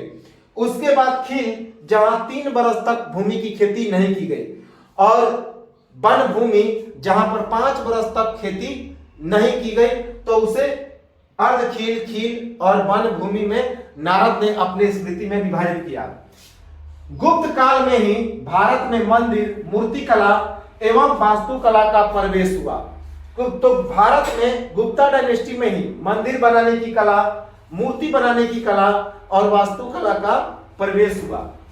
मंदिरों का निर्माण ईंटों एवं अस्थायी सामग्रियों जैसे कि पत्थरों से प्रारंभ हो गया। तो गुप्त डायनेस्टी से पहले जो मंदिर बनते थे वे अस्थायी सामग्री से बनते थे, जैसे कि मिट्टी से। लेकिन गुप्ता डायनेस्टी से मंदिरों का निर्माण ईंटों एवं पत्थरों जैसे अस्थायी सामग्री से होने लगा। अब देखा जाए कि प्रमुख मंदिर कौन कौन है गुप्ता पीरियड में, तो गुप्ता पीरियड के मंदिर पूछे जाते हैं, जैसे कि तिगवा। तो तिगवा जो कि मध्य प्रदेश के जबलपुर में पड़ता है, तो तिगवा का एक मंदिर है विष्णु मंदिर। तो तिगवा जो कि जबलपुर मध्य प्रदेश में पड़ता है, वहां का विष्णु मंदिर। धामरा जो कि राजस्थान के नागौर में पड़ता है, वहां का शिव मंदिर। तो धामरा अर्थात नागौर के राजस्थान का शिव मंदिर। उसके बाद ये काफी इंपॉर्टेंट है, जो धामरा है वहां का शिव मंदिर, जो गुप्ता डायनेस्टी का एक अनुपम छवि, कलाकृति की एक अनुपम छवि को दर्शाता है। उसके बाद नैना कुठार जो कि मध्य प्रदेश में है, वहां का पार्वती मंदिर। तो नैना कुठार जो कि मध्य प्रदेश में है, वहां का पार्वती मंदिर। उसके बाद उत्तर प्रदेश के झांसी का देवगढ़ का दशावतार मंदिर काफी इंपॉर्टेंट है। तो देवगढ़ जो कि उत्तर प्रदेश के झांसी में पड़ता है, तो वहां का दशावतार मंदिर। उसके बाद ईंटों से निर्मित भीतरगांव जो कि कानपुर में है उत्तर प्रदेश के, वहां का लक्ष्मण मंदिर, यह भी गुप्ता पीरियड में बनाया गया। तो भीतरगांव का ईंटों से निर्मित मंदिर जो एक लक्ष्मण मंदिर है, जो कि उत्तर प्रदेश के कानपुर में बना है गुप्ता डायनेस्टी में। तो कौन कौन से मंदिर बने हैं इस गुप्ता डायनेस्टी में, तो एक बार हम लोग देख लें कि सबसे पहला इंपॉर्टेंट तिगवा का विष्णु मंदिर जो कि जबलपुर मध्य प्रदेश में है, धामरा का शिव मंदिर जो कि राजस्थान के नागौर में है, और उसके बाद नैना कुठार का पार्वती मंदिर जो कि मध्य प्रदेश में है, देवगढ़ का दशावतार मंदिर जो कि झांसी उत्तर प्रदेश में है, उसके बाद ईंटों से निर्मित भीतरगांव का लक्ष्मण मंदिर जो कि उत्तर प्रदेश के कानपुर में है, देवगढ़ का दशावतार मंदिर में सुंदर मूर्तियां, उड़ते हुए पक्षी, पवित्र वृक्ष, स्वास्तिक एवं फूल पत्तियों द्वारा अलंकृत किया गया। तो जो देवगढ़ का दशावतार मंदिर है, वहां पे सुंदर सुंदर मूर्तियां बनाई गई हैं, उड़ते हुए पक्षियां बनाए गए हैं, और काफी सारे पक्षियां वहां पे वास्तव में भी उड़ते हैं। पवित्र पवित्र वहां पे वृक्ष बनाए गए हैं। उसके बाद स्वास्तिक का चित्र है एवं फूल पत्तियों के द्वारा उसे अलंकृत किया गया है। कौन? तो देवगढ़ का दशावतार मंदिर। मंदिरों की विषय वस्तु रामायण, महाभारत, एवं पुराणों से। तो गुप्ता काल में जो मंदिरों की विषय वस्तु होती थी वह किससे ली गई थी? तो रामायण और महाभारत से। इसके बाद हम लोग देखें कि जो मंदिरों का निर्माण है वह किस प्रकार होता था गुप्ता डायनेस्टी में। तो मंदिरों का निर्माण ऊंचे चबूतरों पर होता था। तो काफी इंपॉर्टेंट है कि मंदिरों का निर्माण ऊंचे चबूतरों पर होता था। ईंट और पत्थर जैसी अस्थायी चीजों का प्रयोग होता था, अभी हमने पढ़ लिया। गर्भगृह बहुत ही साधारण होता था एवं देवताओं की प्रतिमा वहां पर स्थापित होती थी। जो गर्भगृह होता था बहुत ही साधारण होता था और वहां पर देवताओं की प्रतिमा स्थापित की जाती थी। प्रारंभिक गुप्त मंदिरों में अलंकरण नहीं था, लेकिन बाद में स्तंभों, मंदिर के दीवार के बाहरी भागों, चौखट आदि पर मूर्तियों के द्वारा अलंकृत किया गया। तो याद रखेंगे कि जो मंदिरों का निर्माण होता था गुप्ता डायनेस्टी में वह ऊंचे चबूतरों पर होता था। ईंट एवं पत्थर जैसी अस्थायी चीजों का प्रयोग होता था। गर्भगृह बहुत ही साधारण होता था और उस गर्भगृह में देवताओं की प्रतिमा स्थापित की जाती थी। प्रारंभिक गुप्त मंदिरों में अलंकरण नहीं होता था, लेकिन बाद में स्तंभों, मंदिर की दीवार के बाहरी भागों, चौखट आदि पर मूर्तियों के द्वारा अलंकरण शुरू हो गया। भीतर गांव का जो मंदिर था विष्णु मंदिर, तो वहां पे नक्काशीदार और इसके प्रवेश द्वार पर मकर वाहिनी, गंगा, यमुना, शंख और पद्म की आकृति निर्मित है। तो भीतर गांव का जो विष्णु मंदिर है गुप्ता डायनेस्टी का, तो वहां पे नक्काशीदार और इसके प्रवेश द्वार पर मकर वाहिनी, गंगा, यमुना, शंख और पद्म की आकृति निर्मित है, जो सूचित करता है कि यह भगवान वैकुंठ की एक बहुत ही अच्छी मंदिर है। इसके बाद जो राजस्व का प्रमुख स्रोत था गुप्ता डायनेस्टी में, राजस्व का प्रमुख स्रोत क्या था? तो लैंड टैक्स, भूमि कर, जमीन पर जो कर लिया जाता था। व्यापार का प्रमुख केंद्र कौन था? तो उज्जैन था। यह भी पूछा गया है एग्जाम में कि गुप्ता डायनेस्टी में व्यापार का प्रमुख केंद्र कौन था? तो उज्जैन था। श्रेणी का प्रधान ज्येष्ठक कहा जाता था। तो जो श्रेणी का प्रधान होता था उसे ज्येष्ठक कहते थे। पहली बार दीवानी एवं फौजदारी कानूनों की विस्तृत व्याख्या किस काल में हुई? तो गुप्त काल में। तो पहली बार दीवानी और फौजदारी कानूनों की विस्तृत व्याख्या इसी गुप्ता डायनेस्टी में हुई। अनेक उपजातियों का विकास और गुजरात में नागर और राजस्थान में श्रीमाली अर्थात ब्राह्मण वर्ग का उदय हुआ। तो गुप्ता डायनेस्टी में अनेक उपजातियों का विकास हुआ, जैसे कि गुजरात में नागर जाति और राजस्थान में श्रीमाली जाति, ये दोनों ब्राह्मण वर्ग थे। न्याय के लिए परीक्षा एवं वर्ण व्यवस्था के आधार पर न्याय, तो जो न्याय के लिए परीक्षा होती थी, अभी हमने बताया कि ब्राह्मणों के लिए तुला, शूद्रों के लिए विषय, तो इन सभी की परीक्षा होती थी। साथ ही साथ जो वर्ण व्यवस्था था उसी के आधार पर ही न्याय होता था। तो न्याय की व्यवस्था वर्ण व्यवस्था के आधार पर था। गुप्त काल में ही प्रथम विधि निर्माता हुए बृहस्पति। तो प्रथम कानून का निर्माता कौन बने? बृहस्पति, जो गुप्ता डायनेस्टी से ही संबंधित है। यह भी एग्जाम में पूछा गया है। भूमि की सिंचाई किससे होती थी? तो रेहट और घंटी यंत्र से। तो गुप्ता डायनेस्टी में भूमि की सिंचाई रेहट और घंटी यंत्र से होती थी। चोरी करने पर ब्राह्मणों को सबसे अधिक तथा शूद्रों को सबसे कम दंड मिलता था। तो चोरी करने पर ब्राह्मणों को सबसे अधिक सजा मिलती थी, लेकिन शूद्रों को कम दंड मिलता था। विधवा विवाह का प्रचलन नहीं था। विधवा विवाह का प्रचलन नहीं था, याद रखेंगे। साथ ही साथ वैश्यावृत्ति का प्रचलन था। तो वैश्यावृत्ति का प्रचलन इस गुप्ता डायनेस्टी में था। इसका पता किसे लगता है? तो इसका पता कात्यायन के कामसूत्र से लगता है, जिसमें कई गणिकाओं की चर्चा की गई है। तो गुप्त पीरियड में वैश्यावृत्ति का प्रचलन काफी जोर शोर से था और इसकी जानकारी किससे पता चलती है? तो कात्यायन के द्वारा लिखित कामसूत्र में कई सारे गणिकाओं, गणिका का मतलब होता है वैश्य, तो कई सारे गणिकाओं की भी चर्चा की गई है। उच्च वर्ग में पर्दा प्रथा की प्रचलन थी। तो जो उच्च वर्ग होते थे गुप्ता पीरियड में, उनमें पर्दा प्रथा की प्रचलन थी। बाल विवाह की भी प्रथा थी। तो गुप्त पीरियड में बाल विवाह की प्रथा थी और इन बालिकाओं को क्या कहा जाता था? तो गौरी कहा जाता था। तो जो बच्चियां होती थी उन्हें 8 से 9 वर्ष में ही उनकी शादी कर दी जाती थी और उनको क्या कहा जाता था? तो गौरी, उनको गौरी कहा जाता था। याद रखेंगे, 8 से 9 वर्ष की उम्र में ही उन्हें विवाह हो जाता था। कृषि योग्य जो भूमि होती थी उसे क्षेत्र भूमि कहा जाता था। तो जो खेती करने योग्य भूमि होती थी उसे क्षेत्र भूमि कहा जाता था। उसके बाद जो निवास योग्य भूमि होता था उसे वास्तु भूमि, जो रहने योग्य भूमि होता था, निवास योग्य भूमि होता था, उसे वास्तु भूमि कहा जाता था। पशु चारा योग्य भूमि को चारागाह भूमि कहा जाता था। तो जो पशु चारा योग्य भूमि होता था उसे चारागाह भूमि कहा जाता था। दुराचार रोकने वाला अधिकारी कुल पुत्र कहा जाता था।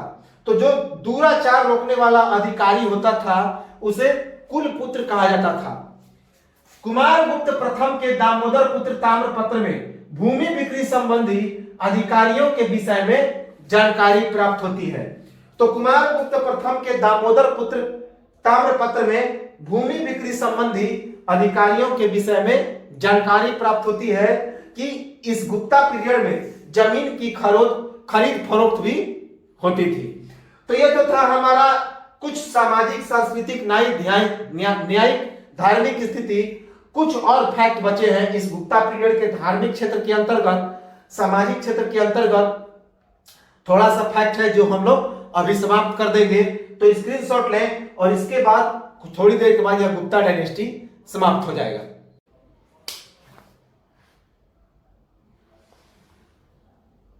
तो चलिए गुप्ता डायनेस्टी के इस अंतिम पड़ाव को हम लोग देखें।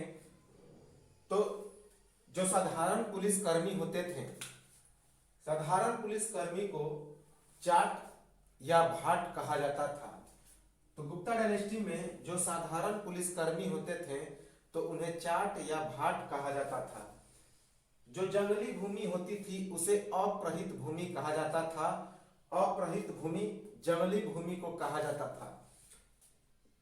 समुद्रगुप्त के द्वारा 6 प्रकार के स्वर्ण मुद्राएं जारी की गई, जिसमें सर्वाधिक लोकप्रिय गरुड़ आकृति के सिक्के थे।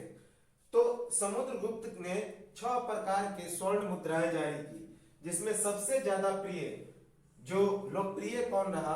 तो गरुड़ आकृति की जो सिक्के थी वह सबसे ज्यादा लोकप्रिय रहा। समुद्रगुप्त के अश्व और व्याघ्र प्रकार के सिक्के इस काल के मुद्रा कला के उत्कृष्ट उदाहरण। तो समुद्रगुप्त के जो अश्व और व्याघ्र बने जो सिक्के थे तो इस गुप्त काल के मुद्रा कला के उत्कृष्ट उदाहरण देखे जाते हैं। विंध्य जंगल में सबर जाति के लोगों के द्वारा अपने देवताओं को मनुष्यों का मांस चढ़ाने का उल्लेख। तो याद रखेंगे कि गुप्त काल में एक जो विंध्य जंगल था, विंध्य पर्वत के क्षेत्र में जो जंगल पड़ता है उस क्षेत्र में एक सबर जाति के लोग रहते थे। वे देवताओं पर मनुष्यों का मांस चढ़ाते थे, तो उसका उल्लेख किया गया है। तो विंध्य जंगल में सबर जाति के लोगों के द्वारा अपने देवताओं को मनुष्यों का मांस चढ़ाने का उल्लेख किया गया है। चांदी के सिक्कों को रुपयक कहा जाता था। इंपॉर्टेंट है या पूछा गया है कि जो गुप्त वंश में चांदी के सिक्के होते थे तो उन्हें किस नाम से बुलाया जाता था? तो उन्हें रुपयक कहा जाता था। एक बात याद रखेंगे कि किसी भी वंश में यदि सोने के सिक्के जारी हुए तो सबसे ज्यादा सोने के सिक्के इसी गुप्त वंश में जारी हुए। तो लिख लेंगे कि सबसे ज्यादा सोने के सिक्के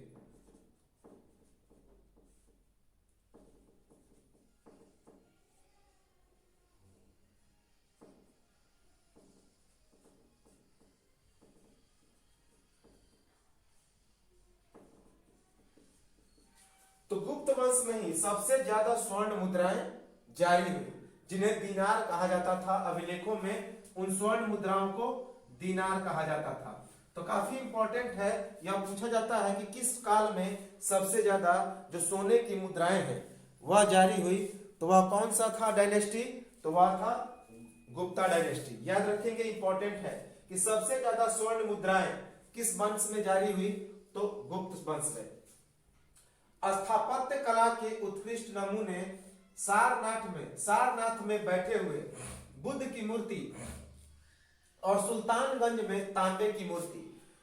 तो यह स्थापत्य कला के उत्कृष्ट नमूने कहां से प्राप्त होते हैं गुप्त काल के, तो उत्तर प्रदेश के सारनाथ में बैठे हुए भगवान बुद्ध की मूर्ति और सुल्तानगंज में भगवान बुद्ध की तांबे की मूर्ति, सुल्तानगंज जो कि बिहार में है।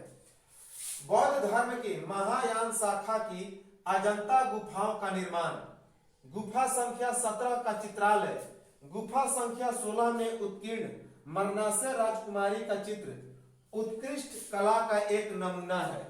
तो बौद्ध धर्म की महायान शाखा की जो अजंता की गुफाएं हैं वह इसी काल में निर्माण हुआ।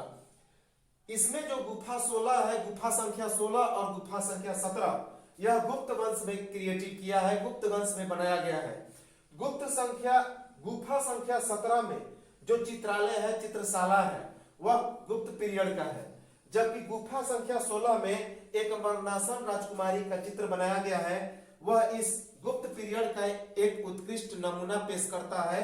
याद रखेंगे, विंध्य पर्वत को काटकर बनाई गई धार अर्थात मध्य प्रदेश जो कि ग्वालियर के पास है, वहां पे 9 गुफाएं बनाई गई है। यह भी इस गुप्त वंश के कलाकृति का एक उत्कृष्ट नमूना पेश करता है कि विंध्य पर्वत को काटकर ग्वालियर के पास जो कि धार जिला पड़ता है मध्य प्रदेश में, तो वहां पर 9 गुफाओं का निर्माण किया गया। कितनी गुफाएं? 9 गुफाओं का निर्माण किया गया इस गुप्त काल में, जो कि उस समय की कलाकृति की एक उत्कृष्ट नमूना पेश करता है। विभिन्न प्रकार के उद्योग जैसे वस्त्र, लोहा, मृदभांड, हाथी के दांत आदि का प्रचलन था। तो कई प्रकार के उद्योग का प्रचलन था गुप्त वंश में, जैसे कि कौन कौन? वस्त्र उद्योग, लौह उद्योग, मृदभांड बनाने का उद्योग, हाथी दांत, ये सभी उद्योग उस समय काफी प्रचलित थे।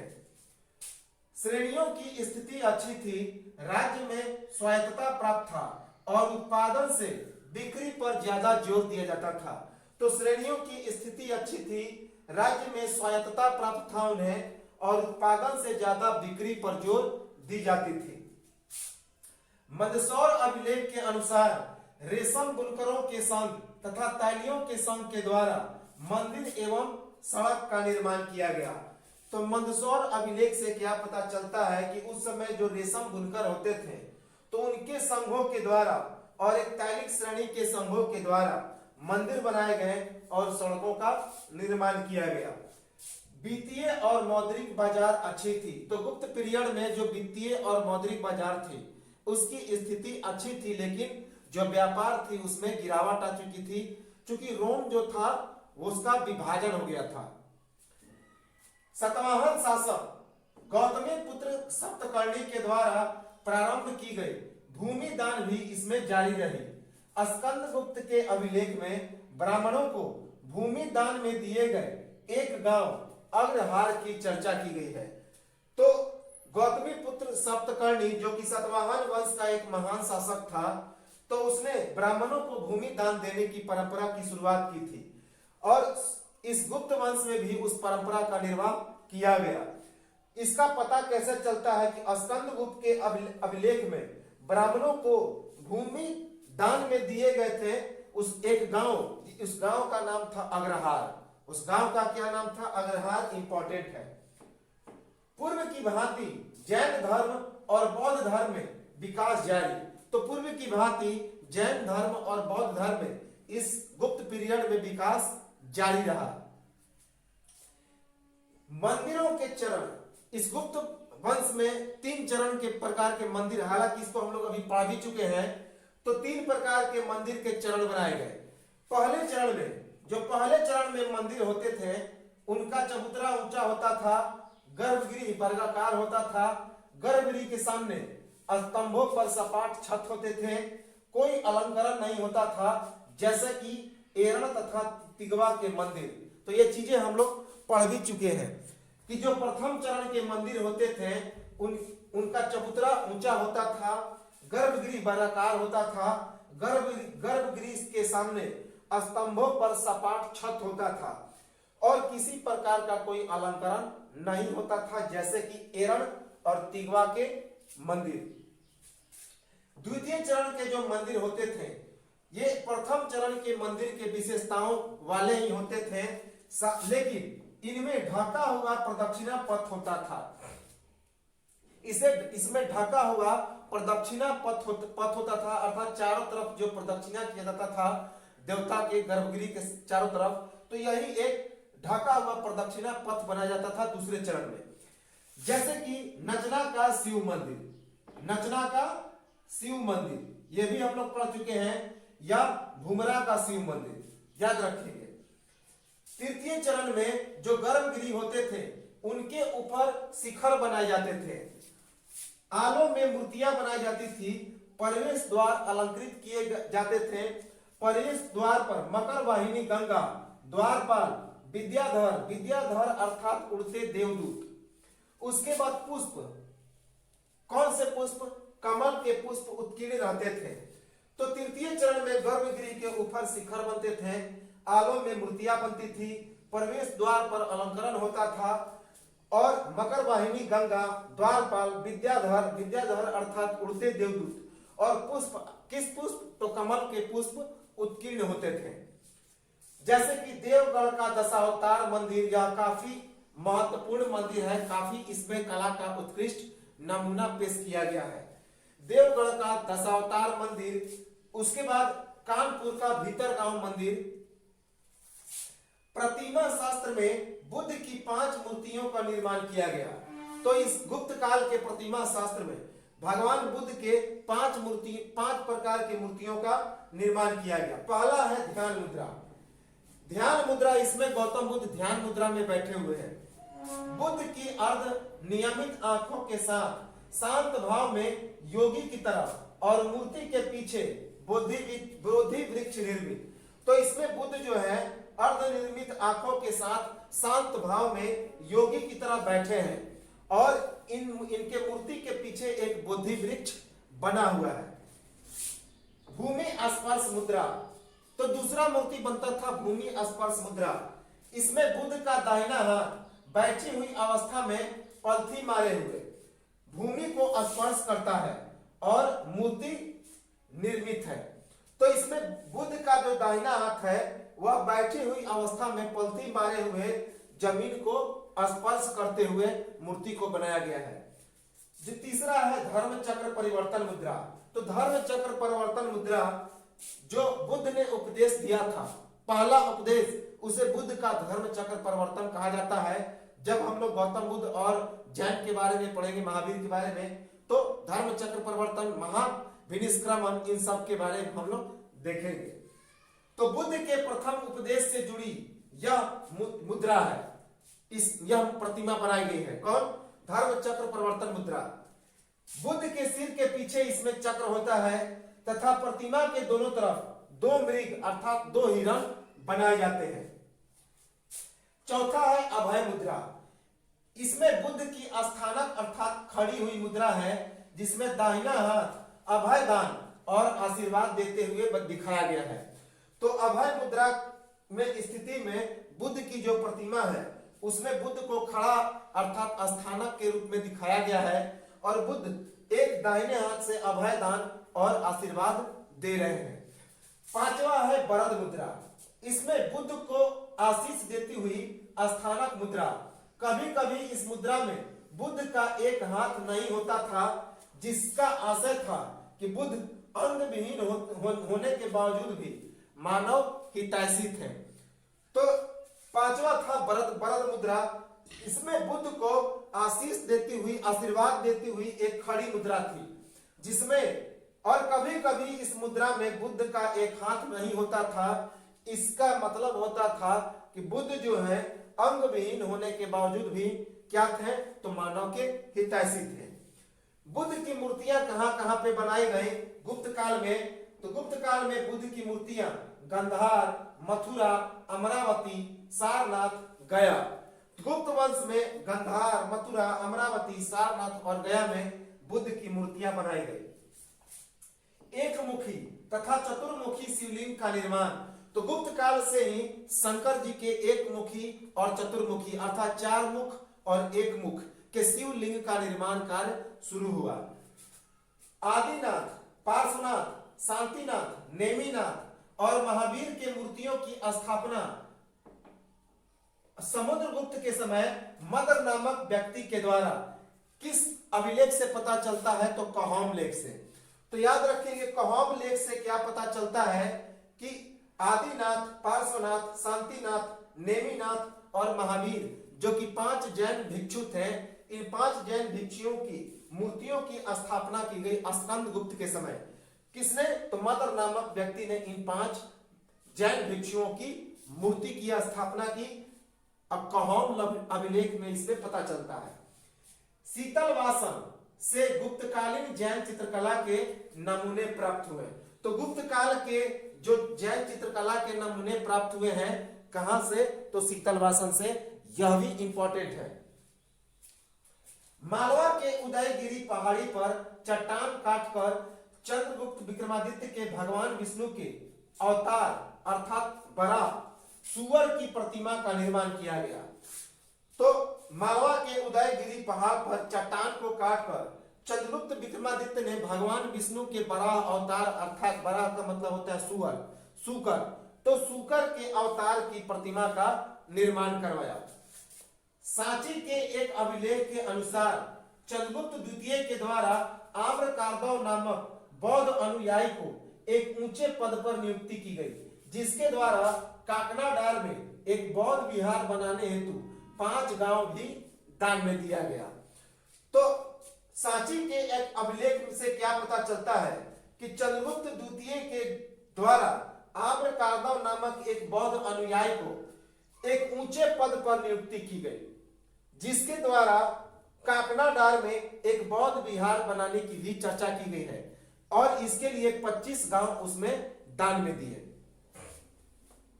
बौद्ध धर्म की महायान शाखा के अंतर्गत माध्यमिक और योगाचार संप्रदाय का विकास हुआ। गुप्त काल में ही आर्यदेव के द्वारा चतुशतक और असंख्य के द्वारा महायान संग्रह, योगाचार भूमि शास्त्र और महायान सूत्रालंकार जैसे ग्रंथों की भी रचना हुई। तो बौद्ध धर्म की महायान शाखा के अंतर्गत माध्यमिक और योगाचार संप्रदाय का विकास हुआ।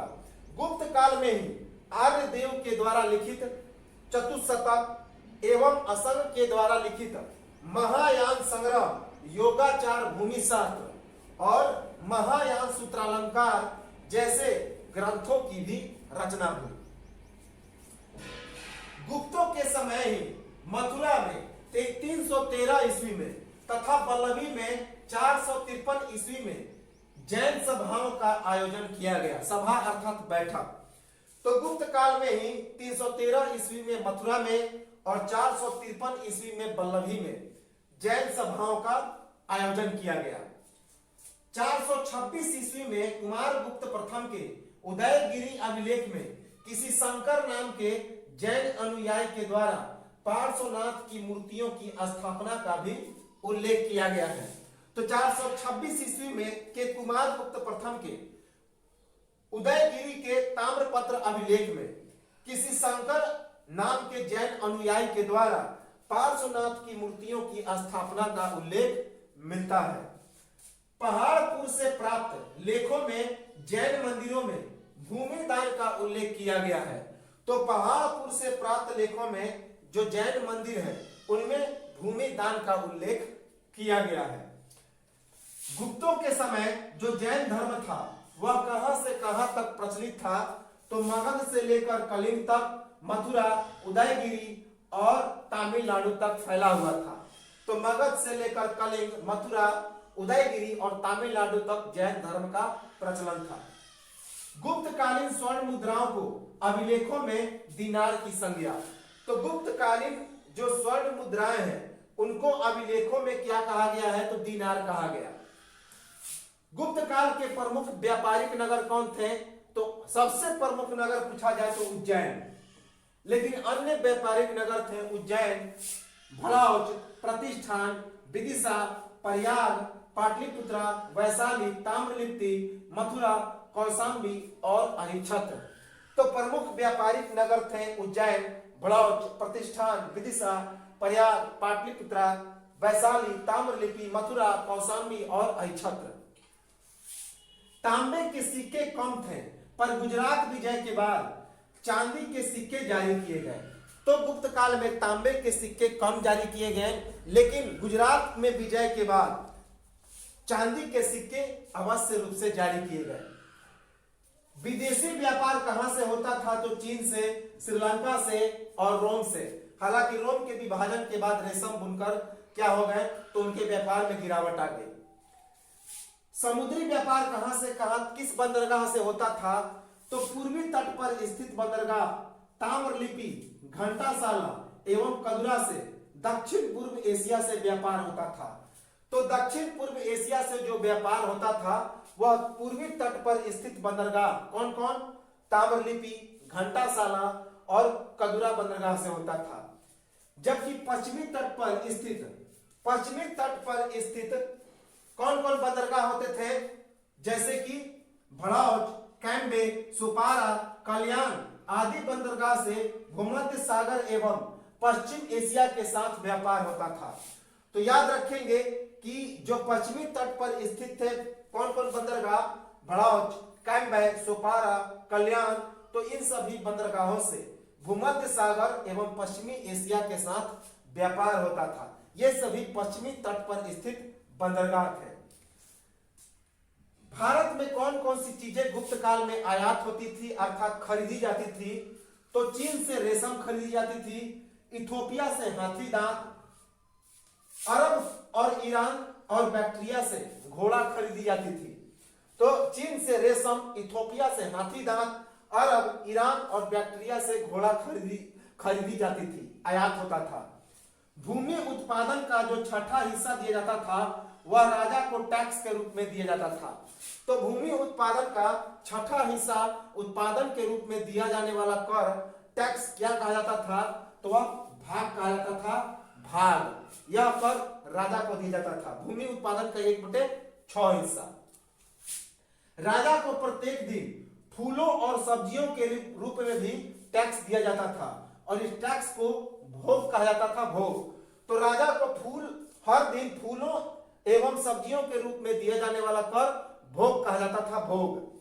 ग्रामवासियों पर लगाया गया अनिवार्य या स्वेच्छा चंदा प्रणय कर कहा जाता था। तो गांव वासियों पर अनिवार्य रूप से दिया जाने वाला कर या फिर स्वेच्छा के रूप में, चंदा के रूप में दिए जाने वाला कर क्या कहा जाता था? तो प्रणय कर कहा जाता था, प्रणय कर।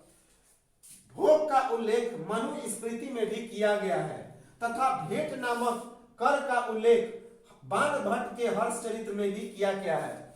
तो भोग का उल्लेख मनुस्मृति में भी किया गया है, जबकि भेंट नामक कर का उल्लेख बाण भट्ट के हर्षचरित्र में किया गया। हल के ऊपर लगने वाला कर हलदंड कर कहा जाता था। तो जो खेती करने के लिए जो हल का प्रयोग होता था तो उसमें भी टैक्स लगता था, उसमें भी कर लगता था और उस कर को हलदंड कर कहा जाता था। गुप्त काल में वणिकों, शिल्पियों, शक्कर एवं नील बनाने वालों पर राज कर लगता था। गुप्त पीरियड में जो वणिक होते थे, जो शिल्पी होते थे, जो शक्कर होते थे और जो नील बनाने वाले मजदूर होते थे, उन पर जो टैक्स लगता था उस टैक्स को राज कर कहा जाता था। इंपॉर्टेंट है राज कर। इसके बाद शिल्पियों एवं व्यापारिक समितियों के द्वारा बनाई गई एक संस्था होती थी जिसे निगम कहा जाता था। तो जो गुप्त काल में शिल्पी होते थे और जो व्यापारिक समिति होते थे, ये सभी कारीगर और व्यापार का देखरेख करते थे, ये उसमें दंड भी देते थे। तो इन्हीं का उसका नाम था निगम, उसका नाम था निगम। 5वीं शताब्दी में बुनकरों की एक श्रेणी जो लाट प्रदेश में निवास करती थी, मंदसौर में आकर बस गई। कारण क्या था कि रोमन साम्राज्य के पतन के बाद भारतीय रेशम की विदेशों में मांग कम हो गई। तो 5वीं शताब्दी में बुनकरों की एक श्रेणी लाट प्रदेश में रहती थी, जो बाद में मंदसौर में आकर बस गई। इससे क्या पता चलता है कि भारत में व्यापार में गिरावट आ गई। कारण क्या था कि रोमन साम्राज्य में पतन हो गया, और इस पतन के कारण जो भारतीय रेशम थी उनकी विदेशों में मांग कम हो गई। भारत गुप्त काल में कौन कौन सी चीजों को निर्यात करता था अर्थात बेचता था? तो रत्न, केसर, सुगंधित पदार्थ, सिले सिलाए वस्त्र, सब ये जितने सारे जो निर्यात होते थे उसमें 90% निर्यात चाइना को होते थे, बाकी 10% रोम और श्रीलंका में सिंहल प्रदेश में होते थे। तो कौन कौन सी चीजें भारत निर्यात करता था गुप्ता पीरियड में? तो रत्न, केसर, सुगंधित पदार्थ, सिले सिलाए वस्त्र, और सारे लगभग चाइना को ही निर्यात होते थे। स्कंदगुप्त के इंदौर के ताम्रपत्र अभिलेख में इंद्रपुर के देव विष्णु ब्राह्मण के द्वारा तैलिक श्रेणी का उल्लेख मिलता है, जो ब्याज के रूप में से सूर्य मंदिर में से दीपक जलाने में प्रयुक्त तेल के खर्च को वहन करता था। तो याद रखेंगे कि स्कंदगुप्त का जो इंदौर का ताम्रपत्र अभिलेख है उसमें इंद्रपुर के देव विष्णु ब्राह्मण के द्वारा तैलिक श्रेणी का उल्लेख मिलता है।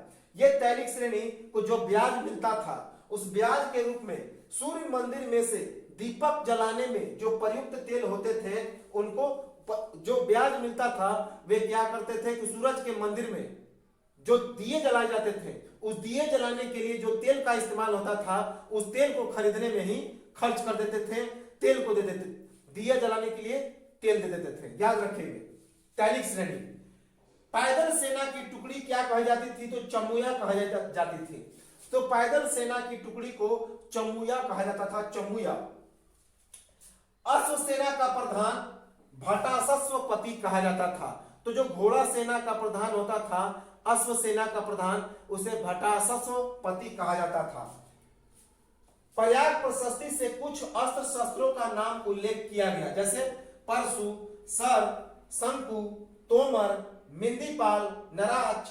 तो याद रखेंगे कि जो समुद्रगुप्त का प्रयाग प्रशस्ति था तो उसमें कुछ अस्त्र एवं शस्त्रों का भी नाम बताया गया है गुप्ता पीरियड का। कौन कौन? परशु, सर, शंकु, मिंदीपाल, नराज। गज सेना के नायक को कटुक कहा जाता था। जो हाथी सेना का नायक होता था उसे कटुक कहते थे। तो इस प्रकार से हम लोगों का यह जो गुप्ता डायनेस्टी है, गुप्ता पीरियड है, यहीं पर समाप्त होता है। एक बहुत बड़ा साम्राज्य जो कि समाप्त हुआ। पूरा एक एक चीज हम लोग ने देख लिया, एक एक चीज जिससे बाहर कोई भी चीज पूछा नहीं जाएगा, टोटल चीज हम लोगों ने कवर कर लिया। तो एक गुप्त पीरियड जो कि प्राचीन भारतीय इतिहास का एक यहां से प्रश्न आते रहते हैं निश्चित तौर पे, तो यह समाप्त हुआ। और अगला जो डायनेस्टी होगा एंशिएंट हिस्ट्री ऑफ इंडिया का, वह होगा एक और बहुत बड़ा साम्राज्य जिसमें हम लोग महान सम्राट अशोक को देखेंगे, बिंदुसार को देखेंगे, जिसका नाम है मौर्य डायनेस्टी। इसी में कौटिल्य के बारे में चर्चा करेंगे, जिन्होंने अर्थशास्त्र नामक एक महान ग्रंथ की रचना की।